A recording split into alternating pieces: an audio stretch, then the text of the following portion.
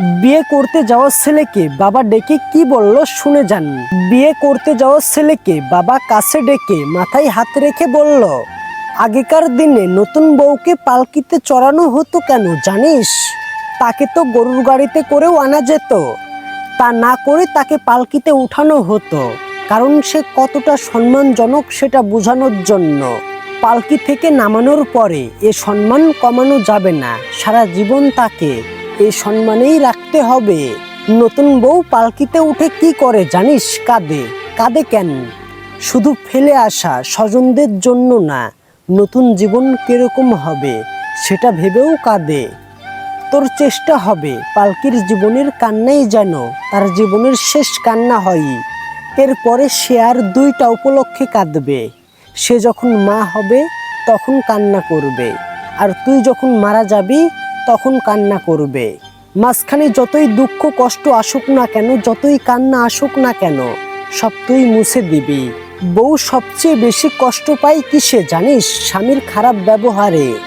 দেখ, আমি খুব বদমেজাজি, কিন্তু কেউ বলতে পারবে না আমি তোর মায়ের দিকে তাকিয়ে উঁচু গলায় কথা বলেছি।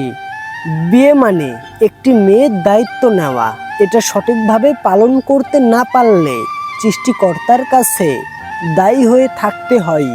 বউয়ের মা বাবাকে কখনো আমার শ্বশুর আমার শাশুড়ি এগুলো বলে ডাকবি না, মা বাবা এগুলো বলে ডাকবি। আগের ডাকগুলো কোনো মেয়েই পছন্দ করে না।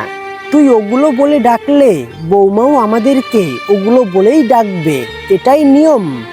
মনে রাখিস, সৃষ্টিকর্তার পাল্লা সমান, এক পাল্লায় তুই যেটা করবি ঠিক সেটাই ফেরত পাবি।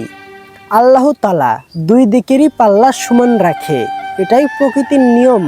আমি বিশেষ করে ছেলেদেরকে বলি, বউরা ভালোবাসার জায়গা, তাদেরকে ভালোবাসতে হয়, তাদেরকে কষ্ট দিতে হয় না, তাদেরকে কাঁদাতে হয় না। আপনার বউ তো আপনাকে ভালোবেসে, আপনাকে বিশ্বাস করে আপনার বাড়িতে এসেছে, আপনাকে ভরসা করে আপনার বাড়িতে এসেছে। সে আপনিই যদি এখন তার সঙ্গে খারাপ ব্যবহার করেন, তাকে মারধর করেন, তাকে কষ্ট দেন, তাহলে সে কোথায় যাবে? তার শেষ আশ্রয় তো আপনি। তাহলে আপনি কেন তার সঙ্গে এরকম খারাপ ব্যবহার করবেন?